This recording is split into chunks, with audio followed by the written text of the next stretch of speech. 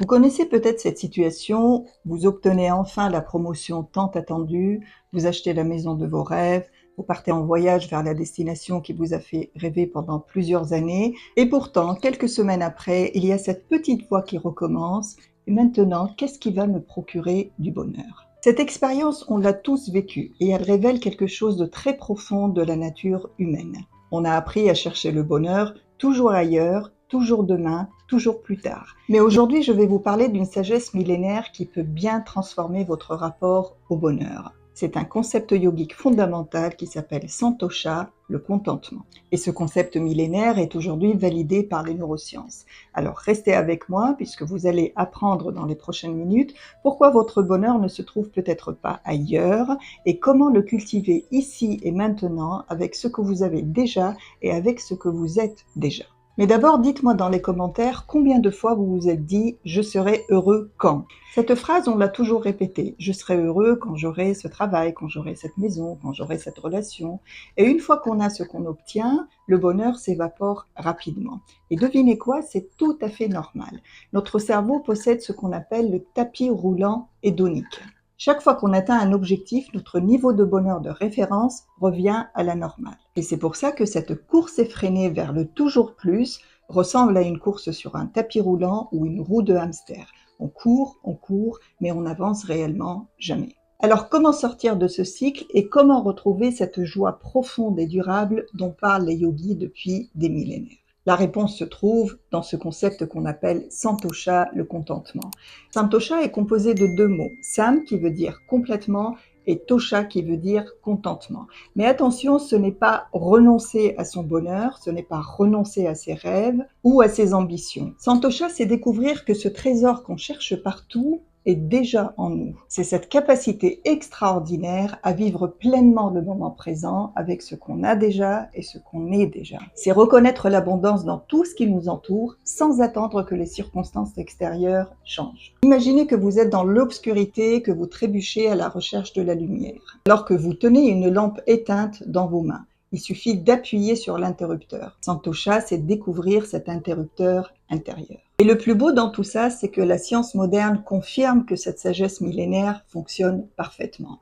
Vous voulez savoir comment? Plongeons ensemble dans notre cerveau. Chaque fois que vous pratiquez le contentement, chaque fois que vous pratiquez la gratitude et que vous acceptez une situation telle qu'elle est, quelque chose d'extraordinaire se passe dans votre cerveau. Vous activez ce qu'on appelle le circuit de récompense intrinsèque. Contrairement aux plaisirs extérieurs qui vont activer des pics éphémères, le contentement stimule la production de sérotonine et d'ocytocine. Ce sont des neurotransmetteurs du bien-être durable et de la connexion. Des études récentes ont démontré que tenir un journal de gratitude pendant 21 jours peut littéralement recabler votre cerveau. Vous développez ce qu'on appelle le biais de positivité, c'est-à-dire que vous entraînez votre cerveau à se focaliser sur ce qui est positif. Et c'est exactement ce que les yogis appellent l'effet libérateur de Santosha. Ils ont découvert il y a des millénaires ce que les neurosciences confirment aujourd'hui, on peut entraîner notre cerveau au bonheur. Mais voici le paradoxe que beaucoup ont du mal à accepter. Dans une société qui nous martèle qu'il faut toujours plus, la science nous confirme que c'est en faisant moins de comparaisons, moins de courses, moins de compétitions, qu'on devient plus créatif, plus productif et plus performant. Dans une société de surconsommation, cultiver Santosha, c'est refuser d'être l'esclave de ses désirs et c'est choisir plutôt la liberté intérieure que la dépendance extérieure. Comme le dit le Bouddha, la santé est le plus grand don et le contentement est la plus grande richesse. Alors, comment passer de la théorie à l'action et comment cultiver Santosha au quotidien? La première pratique que je vous conseille, c'est pratiquer la méditation de gratitude. Je vous en propose une sur ma chaîne. La pratique régulière de cette méditation va activer les circuits neuronaux dont on a parlé. Je vous conseille vivement de la tester puisque rien ne vaut l'expérience directe. Une autre pratique que je vous conseille de faire, c'est que chaque soir, prenez 5 minutes pour noter 5 choses pour lesquelles vous êtes sincèrement reconnaissant. Et soyez précis le plus possible. Pourquoi? Parce que ça va entraîner votre cerveau à se focaliser sur les détails positifs de votre journée.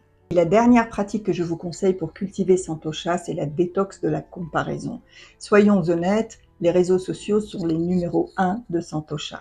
On est constamment exposé à la vie soi-disant parfaite des autres et cette exposition permanente active en nous les circuits d'insatisfaction et de comparaison. Et voici ma proposition. Pendant une semaine, limitez drastiquement votre exposition aux réseaux sociaux. Remplacez ce temps par des activités qui nourrissent votre contentement.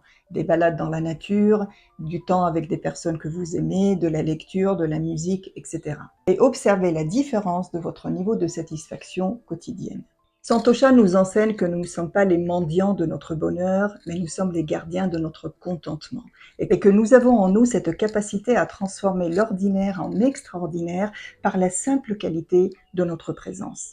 Merci d'avoir regardé cette vidéo et à très bientôt.